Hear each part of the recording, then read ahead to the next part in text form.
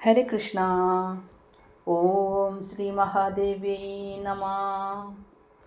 ശ്രീ ലളിതാ സഹസ്രനാമ സ്തോത്രത്തിലെ ത്രക്ഷരീ ദിവ്യഗന്ധാഢ്യ സിന്ദൂരതിലകാഞ്ചിത ഉമാശൈലേന്ദ്രതനയാ ഗൗരീ ഗന്ധർവസേവിത എന്ന 126 ശ്ലോകം വരെയുള്ള അർത്ഥമാണ് പറഞ്ഞത്.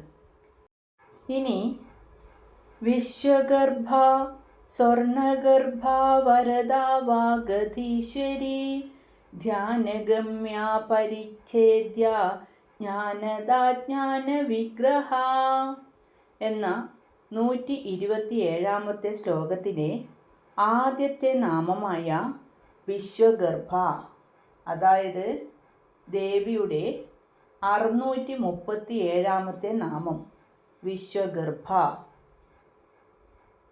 ഈ നാമം അമ്മയുടെ പ്രപഞ്ചവ്യാപിയായ മാതൃത്വത്തെയാണ് അടയാളപ്പെടുത്തുന്നത്. വിശ്വം എന്നാൽ പ്രപഞ്ചം, അതായത് പ്രപഞ്ചത്തെ മുഴുവൻ തൻ്റെ ഗർഭത്തിൽ വഹിക്കുന്നവൾ. ഈ പ്രപഞ്ചം ഉണ്ടായതും നിലനിൽക്കുന്നതും ഒടുവിൽ ലയിക്കുന്നതും ആ അമ്മയിലാണ്. ഒരു ഗർഭസ്ഥ ശിശുവിന് ആവശ്യമായ ആഹാരവും പ്രാണനും ആ ശിശുവിൻ്റെ അമ്മയിൽ നിന്ന് ലഭിക്കുന്നത് പോലെ പ്രപഞ്ചത്തിന് നിലനിൽക്കാൻ ആവശ്യമായ ചൈതന്യം നൽകുന്നത് വിശ്വഗർഭയായ ലളിതാംബികയാണ്. പ്രപഞ്ചം അമ്മയ്ക്ക് പുറത്തല്ല, അമ്മയ്ക്കുള്ളിലാണ്. അതുകൊണ്ട് തന്നെ അമ്മയ്ക്ക് ആരോടും വിവേചനമില്ല. സകല ജീവജാലങ്ങളും അമ്മയുടെ ഉദരത്തിലുള്ള സഹോദരങ്ങളെ പോലെയാണ്. ഈ ലോകം മുഴുവൻ അമ്മയുടെ സംരക്ഷണയിലാണ് എന്ന വിശ്വാസം ഭക്തന് നിർഭയത്വം നൽകുന്നു. ഇനി ദേവിയുടെ 638 നാമമായ സ്വർണഗർഭ. സ്വർണമയമായ ബ്രഹ്മാണ്ഡം അഥവാ ഹിരണ്യഗർഭൻ, അതിനെ ഗർഭത്തിൽ ധരിക്കുന്നവൾ. വേദങ്ങൾ പ്രകാരം പ്രപഞ്ച സൃഷ്ടിയുടെ ആദ്യ രൂപം ഹിരണ്യഗർഭൻ ആണ്. സ്വർണ്ണ നിറത്തിൽ പ്രകാശിക്കുന്ന ഒരു അണ്ഡത്തിൽ നിന്നാണ് ഈ പ്രപഞ്ചം ഉണ്ടായതെന്ന് പറയപ്പെടുന്നു. ഈ ഹിരണ്യഗർഭന് പോലും ജന്മം നൽകിയവളാണ് അമ്മ. അതുകൊണ്ട് അമ്മ സ്വർണഗർഭയാണ്. സ്വർണം നാശമില്ലാത്ത ലോഹമാണല്ലോ. അതുപോലെ ഒരിക്കലും നശിക്കാത്ത ജ്ഞാനത്തെ തൻ്റെ ഉള്ളിൽ വഹിക്കുന്നവളാണ് അമ്മ. സ്വർണം സമൃദ്ധിയുടെ അടയാളമാണ്. ഭക്തർക്ക് ആത്മീയവും ഭൗതികവുമായ സകല ഐശ്വര്യങ്ങളും നൽകുന്നവളാണ് സ്വർണഗർഭയായ അമ്മ.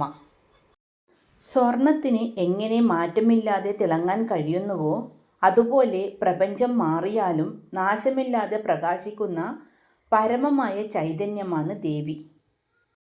ഇനി ദേവിയുടെ 639 നാമമായ അവരത. വരൻ എന്നാൽ ശ്രേഷ്ഠൻ അഥവാ ശിവൻ. അവരൻ എന്നാൽ ശിവന് താഴെയുള്ളവൻ, അതായത് മറ്റു ദേവന്മാർ. അവർക്ക് വരങ്ങളെ അഥവാ ശക്തിയെ നൽകുന്നവളാണ് അമ്മ. അതായത് ബ്രഹ്മാവിനും വിഷ്ണുവിനും ഇന്ദ്രാദി ദേവന്മാർക്കും അവരുടെ പദവികളും ശക്തിയും നൽകുന്നവളാണ് അമ്മ. അജ്ഞാനത്തെ ദൂരീകരിച്ച് ജ്ഞാനം നൽകുന്നവളാണെന്നും അർത്ഥമുണ്ട്. അസുരന്മാരെ നശിപ്പിക്കുന്നവൾ എന്നും അർത്ഥമുണ്ട്. അതായത് അസുരന്മാരെ കൊല്ലുക എന്നതുകൊണ്ട് അമ്മ നമ്മുടെ ഉള്ളിലെ കാമം, ക്രോധം, ലോഭം, അഹങ്കാരം തുടങ്ങിയ അസുര ഗുണങ്ങളെയാണ് നശിപ്പിക്കുന്നത്. പുറത്തുള്ള അസുരന്മാരെ ആയുധം കൊണ്ട് കൊല്ലുന്ന അമ്മ നമ്മുടെ ഉള്ളിലെ അസുര സ്വഭാവങ്ങളെ ജ്ഞാനം കൊണ്ട് ഇല്ലാതാക്കുന്നു. കൂടാതെ അവര എന്നാൽ യാതൊരു തുണയുമില്ലാത്തവർ, നിസ്സഹായർ അല്ലെങ്കിൽ അശരണരായവർ. ദാ എന്നാൽ അവർക്ക് അഭയവും സംരക്ഷണവും നൽകുന്നവൾ. ഈ ലോകത്തിൽ എനിക്ക് ആരുമില്ല എന്ന് കരുതി സങ്കടപ്പെടുന്ന ഭക്തർക്ക് അമ്മ മാത്രമാണ് ഏക ആശ്രയം എന്ന് ഈ നാമം ഉറപ്പു നൽകുന്നു. ആത്മീയമായോ ഭൗതികമായോ വളരെ പിന്നോക്കം നിൽക്കുന്ന ഭക്തർക്ക് മുന്നോട്ട് വരാനുള്ള കരുത്തും അനുഗ്രഹവും നൽകുന്നവളാണ് അമ്മ. ഇനി ദേവിയുടെ 640 നാമം വാഗധീശ്വരി. വാക്കിൻ്റെ അധീശ്വരിയായവൾ, സരസ്വതി രൂപിണിയായവൾ എന്നൊക്കെ അർത്ഥം. അതായത് വിദ്യയുടെ ദേവിയായ സരസ്വതി തന്നെയാണ് ഈ നാമത്തിൽ വിളങ്ങുന്നത്. സംസാരശേഷി നൽകുന്ന വൈഖരി എന്ന അവസ്ഥയുടെ നാഥയാണ് അമ്മ. വാക്കുകളുടെ അധീശ്വരി ആയതുകൊണ്ട് തന്നെ എല്ലാ മന്ത്രങ്ങളും സ്തോത്രങ്ങളും അമ്മയുടെ തന്നെ രൂപങ്ങളാണ്. അറിവിൻ്റെ വെളിച്ചമാണ് വാഗധീശ്വരിയായ അമ്മ. നാം സംസാരിക്കുന്ന ഓരോ വാക്കും അമ്മയുടെ അനുഗ്രഹമാണ്. അർത്ഥവത്തായ വാക്കുകൾ സംസാരിക്കാനുള്ള കഴിവും അവയെ കോർത്തിണക്കാനുള്ള ബുദ്ധിയും നൽകുന്നത് വാഗധീശ്വരിയായ അമ്മയാണ്. സകല വിദ്യകളുടെയും ഉറവിടം അമ്മയാണ്. എഴുത്തിലും വായനയിലും കലകളിലും പ്രാവീണ്യം നേടാൻ ആഗ്രഹിക്കുന്നവർ വാഗധീശ്വരിയെയാണ് ഉപാസിക്കേണ്ടത്. പ്രപഞ്ചത്തിലെ ആദ്യത്തെ ശബ്ദമായ ഓംകാരം മുതൽ സകല മന്ത്രങ്ങളും അക്ഷരങ്ങളും ഈ അമ്മയുടെ രൂപങ്ങളാണ്. പര, പശ്യന്തി, മധ്യമ, വൈഖരി എന്നീ 4 വാക് അവസ്ഥകളെയും നിയന്ത്രിക്കുന്നത് അമ്മയാണ്. ഹംസവാഹിനിയായ സരസ്വതിയായി ലളിതാംബിക തന്നെ വിളങ്ങുന്നു എന്ന് ഈ നാമം നമ്മെ ഓർമ്മിപ്പിക്കുന്നു. ഇനി ദേവിയുടെ 641 നാമമായ ധ്യാനഗമ്യ. ധ്യാനത്തിലൂടെ മാത്രം പ്രാപിക്കാൻ കഴിയുന്നവൾ. അതായത് അഗാധമായ ധ്യാനത്തിലൂടെ മാത്രമേ ദേവി തത്വത്തിലെത്താൻ കഴിയുകയുള്ളൂ എന്നർത്ഥം. ധ്യാനിക്കുമ്പോൾ നിശബ്ദതയാണല്ലോ. ആ നിശബ്ദതയിലാണ് അമ്മയെ കണ്ടെത്താൻ കഴിയുന്നത്. ചിത്തവൃത്തികളെ നിയന്ത്രിച്ച് ഏകാഗ്രമായ മനസ്സുകൊണ്ട് ധ്യാനിക്കുന്നവർക്ക് ദേവി ദർശനം നൽകുന്നു. ശരിയായ പരിശീലനത്തിലൂടെ മാത്രമേ മനസ്സിനെ ശാന്തമാക്കാൻ കഴിയുകയുള്ളൂ. അതായത് ചിത്തവൃത്തി വരുത്താൻ കഴിയുകയുള്ളൂ. അങ്ങനെ മനസ്സ് ശാന്തമാകുമ്പോൾ ലഭിക്കുന്ന പരമാനന്ദമാണ് ധ്യാനഗമ്യയായ അമ്മ. ലോകത്തിലെ ബഹളങ്ങളിൽ നിന്ന് മാറി സ്വന്തം ഹൃദയത്തിലേക്ക് ശ്രദ്ധ കേന്ദ്രീകരിക്കുന്ന ഭക്തന് അമ്മ ധ്യാനഗമ്യയായി മാറുന്നു. നാം കാണുന്ന വിഗ്രഹങ്ങൾ ധ്യാനിക്കാനുള്ള ഒരു വഴി മാത്രമാണ്. യഥാർത്ഥത്തിൽ രൂപമില്ലാത്ത പ്രകാശമയമായ ആ ബോധത്തെ ധ്യാനിക്കുന്നതിലൂടെയാണ് ഓരോരുത്തരും അമ്മയെ കണ്ടെത്തേണ്ടത്. ഈ ധ്യാനഗമ്യ എന്ന നാമത്തിലൂടെ നമ്മൾ മനസ്സിലാക്കേണ്ടത് അമ്മ നമ്മുടെ ഉള്ളിൽ തന്നെയാണെന്നാണ്. പക്ഷേ ആ ചൈതന്യത്തെ കാണണമെങ്കിൽ നമ്മുടെ മനസ്സ് ശാന്തമാക്കണം. എങ്കിൽ മാത്രമേ ഉള്ളിലിരിക്കുന്ന ആ ചൈതന്യം നമുക്ക് വെളിവാകുകയുള്ളൂ. ഇനി ദേവിയുടെ 642 നാമമായ അപരിച്ഛേദ്യ. പരിച്ഛേദം എന്നാൽ അതിര്, പരിധി, വേർതിരിക്കൽ എന്നൊക്കെ അർത്ഥം. അപരിച്ഛേദ്യ എന്നാൽ ദേശകാലങ്ങൾക്കതീതമായവൾ. അമ്മ അനാദിയും അനന്തയും സർവവ്യാപിയുമാണ്. അതായത് അമ്മ എവിടെയും എപ്പോഴും ഉള്ളവളാണ് എന്നർത്ഥം. അമ്മയുടെ ശക്തിയോ കരുണയോ സൗന്ദര്യമോ ആർക്കും അളക്കുവാൻ സാധിക്കുകയില്ല. ഈ പ്രപഞ്ചത്തിൽ അമ്മയല്ലാതെ മറ്റൊരു വസ്തുവില്ല. എല്ലാം അമ്മ തന്നെ ആയതുകൊണ്ട് മറ്റൊന്നിനോട് താരതമ്യം ചെയ്ത് അമ്മയെ വേർതിരിക്കാൻ കഴിയില്ല. അമ്മ എല്ലാറ്റിനും ഉള്ളിലും പുറത്തും നിറഞ്ഞു നിൽക്കുന്നു എന്ന ബോധം ഉള്ളവൻ മറ്റൊന്നിനെയും ഭയക്കുന്നില്ല. മാറ്റമില്ലാത്തതും നാശമില്ലാത്തതുമായ ആ സത്യത്തിന് ആർക്കും ഒരു നിബന്ധനയോ പരിധിയോ വെക്കാൻ കഴിയുകയില്ല. ഇനി ദേവിയുടെ 643 നാമമായ ജ്ഞാനദ. ആത്മജ്ഞാനത്തെ, അതായത് ശരിയായ അറിവിനെ പ്രദാനം ചെയ്യുന്നവളാണ് അമ്മ. ഭൗതികമായ ലോകത്തെക്കുറിച്ചുള്ള അറിവായാലും ജനന മരണങ്ങളിൽ നിന്ന് മോചനം നൽകുന്ന ആത്മജ്ഞാനമായാലും അതു നൽകുന്നവളാണ് അമ്മ. മനസ്സാകുന്ന ഇരുട്ടിൽ ജ്ഞാനമാകുന്ന വിളക്ക് തെളിയിക്കുന്നവളാണ് ജ്ഞാനദയായ ദേവി. മനസ്സ് ശുദ്ധമാകുമ്പോൾ അമ്മ തന്നെ ജ്ഞാനമായി നമ്മുടെ ഉള്ളിൽ ഉദിക്കുന്നു. നമുക്ക് വിദ്യ നൽകുന്നതും ബുദ്ധി തെളിയിക്കുന്നതും അമ്മ തന്നെ. ഇരുട്ടിൽ വെളിച്ചം കാണിച്ചു തരുന്ന ആ ജ്ഞാനദയായ അമ്മയാണ് നമ്മുടെ ഏറ്റവും വലിയ ഗുരു. നാം പഠിക്കുന്ന ഏതൊരു വിദ്യയും അമ്മയുടെ പ്രസാദമായി വേണം കരുതാൻ. ഞാൻ ആര് എന്ന ചോദ്യത്തിനുള്ള ഉത്തരം, അതായത് ആത്മജ്ഞാനം നൽകാൻ അമ്മയ്ക്ക് മാത്രമേ കഴിയൂ. സംസാര സാഗരത്തിൽ നിന്ന് മുക്തി നേടാൻ സഹായിക്കുന്ന ആ പരമമായ അറിവ് അമ്മ ഭക്തർക്ക് പകർന്നു നൽകുന്നു. എല്ലാ ജീവജാലങ്ങളിലും ബുദ്ധിരൂപേണ ഇരിക്കുന്നത് അമ്മയാണ്. ശരിയായ സമയത്ത് ശരിയായ തീരുമാനമെടുക്കാനുള്ള വിവേകം നൽകുന്നത് ഈ ജ്ഞാനദാ ഭാവമാണ്. ഇനി ദേവിയുടെ 644 നാമമായ ജ്ഞാനവിഗ്രഹ. ജ്ഞാനം എന്നാൽ അറിവ്, വിഗ്രഹം എന്നാൽ രൂപം. അറിവ് തന്നെ രൂപമായി മാറിയവൾ. അമ്മയ്ക്ക് നമ്മെപ്പോലെ ഭൗതികമായ ഒരു ശരീരമല്ല ഉള്ളത്, മറിച്ച് പരിശുദ്ധമായ ജ്ഞാനം തന്നെയാണ് അമ്മയുടെ ശരീരം. നാം കാണുന്ന ദേവീരൂപം യഥാർത്ഥത്തിൽ അറിവിൻ്റെ ദൃശ്യാവിഷ്കാരമാണ്. അമ്മ ചൈതന്യ സ്വരൂപിണിയാണ്. ജ്ഞാനം എന്നത് അമ്മയുടെ ഒരു ഗുണമല്ല, മറിച്ച് അമ്മയുടെ സ്വഭാവം തന്നെയാണ്. സൂര്യനും പ്രകാശവും എങ്ങനെയോ അതുപോലെയാണ് അമ്മയും ജ്ഞാനവും. പ്രപഞ്ചത്തിലെ എല്ലാ അറിവുകളും, അതായത് ലൗകികവും ആത്മീയവുമായ എല്ലാ അറിവുകളും ഒത്തുചേർന്നാൽ അത് അമ്മയുടെ വിഗ്രഹമായി മാറുന്നു. അതുകൊണ്ട് അമ്മയെ ഉപാസിക്കുന്നവർക്ക് സകല വിദ്യകളും താനേ വന്നു ചേരും. നമ്മൾ കാണുന്ന അമ്മയുടെ രൂപം യഥാർത്ഥത്തിൽ നിർഗുണമായ ശുദ്ധജ്ഞാനത്തിൻ്റെ സഗുണരൂപമാണ്. കട്ട പിടിച്ച വെണ്ണ പോലെ അറിവ് തന്നെ രൂപമെടുത്തവളാണ് ലളിതാംബികാ ദേവി. നാം അമ്മയുടെ വിഗ്രഹത്തെ അഥവാ രൂപത്തെ ധ്യാനിക്കുമ്പോൾ യഥാർത്ഥത്തിൽ നാം ജ്ഞാനത്തെയാണ് ആവാഹിക്കുന്നത്. അതിലൂടെ നാം രൂപമില്ലാത്ത അറിവിലേക്ക് എത്തുന്നു. ഈ ജ്ഞാനവിഗ്രഹയായ ദേവിയെ ധ്യാനിച്ചാൽ നമ്മുടെ ഉള്ളിലെ അജ്ഞാനമാകുന്ന ഇരുട്ട് താനേ മാറിപ്പോകും എന്നാണ് ഈ നാമത്തിലൂടെ മനസ്സിലാക്കേണ്ടത്. ഇനി നമുക്ക് 128 ശ്ലോകത്തിലേക്ക് കടക്കാം. സർവവേദാന്ത സംവേദ്യ സത്യാനന്ദ സ്വരൂപിണി ലോപാമുദ്രാർച്ചിതാ ലീലാ ക്ലിപ്ത ബ്രഹ്മാണ്ഡ മണ്ഡല. ഈ 128 ശ്ലോകത്തിലെ ആദ്യത്തെ നാമമായ സർവവേദാന്ത സംവേദ്യ, അതായത് ദേവിയുടെ 645 നാമം സർവവേദാന്ത സംവേദ്യ. സർവവേദാന്തങ്ങളാലും ശരിയായി അറിയപ്പെടുന്നവൾ, അതായത് സകല ഉപനിഷത്തുക്കളിലൂടെയും എന്തിനെയാണോ അറിയാൻ ശ്രമിക്കുന്നത് ആ പരമമായ സത്യം അമ്മ തന്നെയാണ്. ഉപനിഷത്തുക്കളുടെയെല്ലാം സാരം ദേവി തന്നെയാണ് എന്നാണ് അർത്ഥം.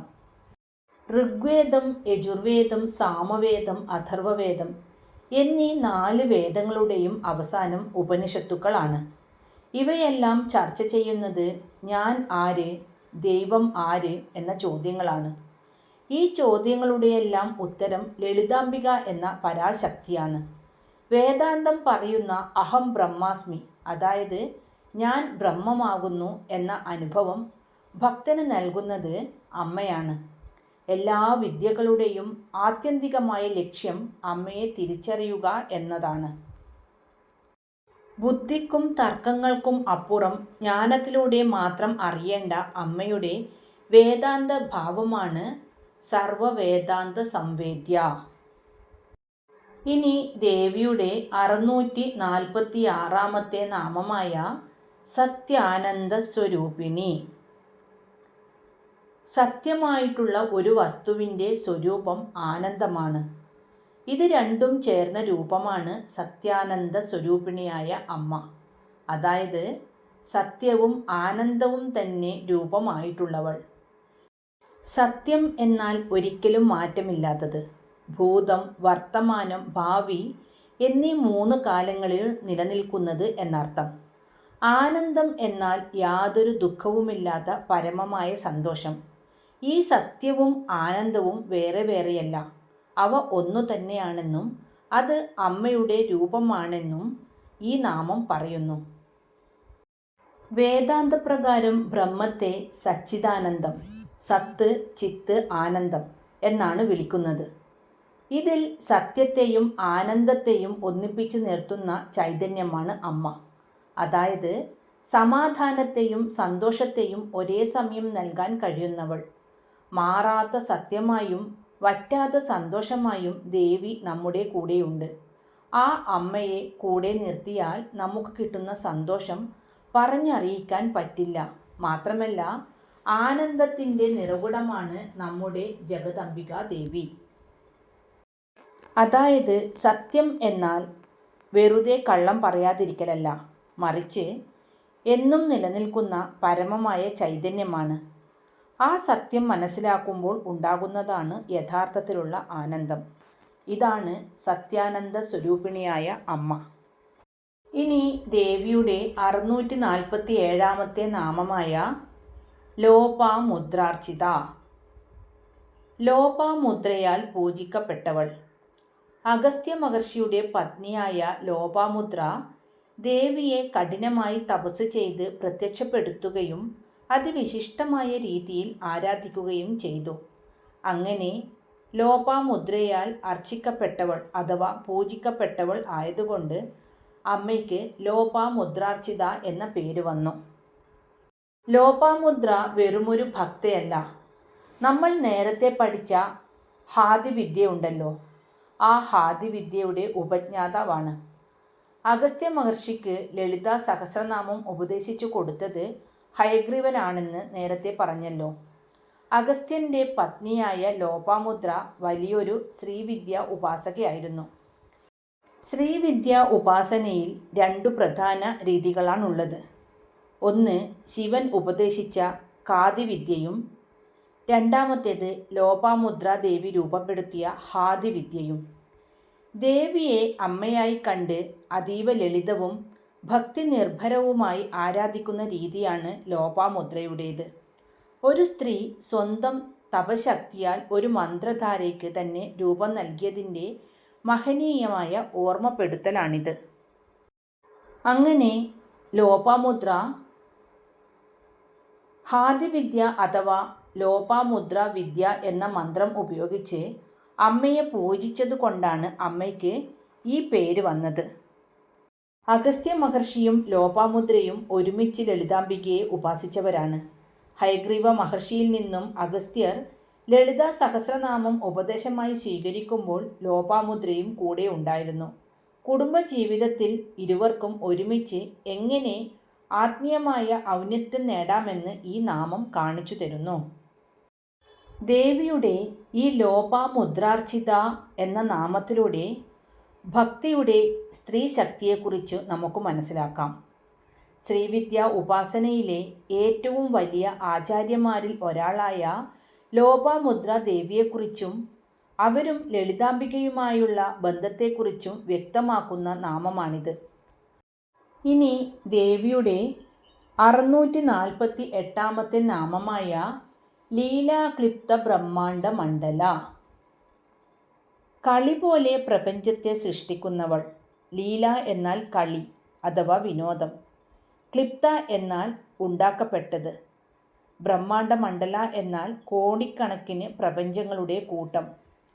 കുട്ടികൾ മണലിൽ വീടുണ്ടാക്കി കളിക്കുന്നത് പോലെ അതീവ നിസ്സാരമായി ഒരു കളി പോലെ കോടിക്കണക്കിന് ബ്രഹ്മാണ്ഡങ്ങളെ സൃഷ്ടിക്കുകയും പരിപാലിക്കുകയും ഒടുവിൽ ലയിപ്പിക്കുകയും ചെയ്യുന്നവളാണ് അമ്മ.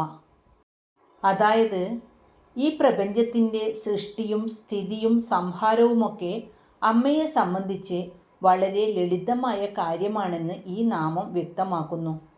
ഈ കാണുന്ന സുഖദുഃഖങ്ങളും ജന്മമരണങ്ങളും നിറഞ്ഞ ലോകം ആദിപരാശക്തിയുടെ ഒരു ലീല മാത്രമാണ്. അമ്മയ്ക്ക് ഇതിനായി യാതൊരുവിധ ആയാസമോ കഠിനാധ്വാനമോ ആവശ്യമില്ല. തൻ്റെ ഇച്ഛാശക്തി കൊണ്ട് മാത്രം അമ്മ ഇത് നിർവഹിക്കുന്നു.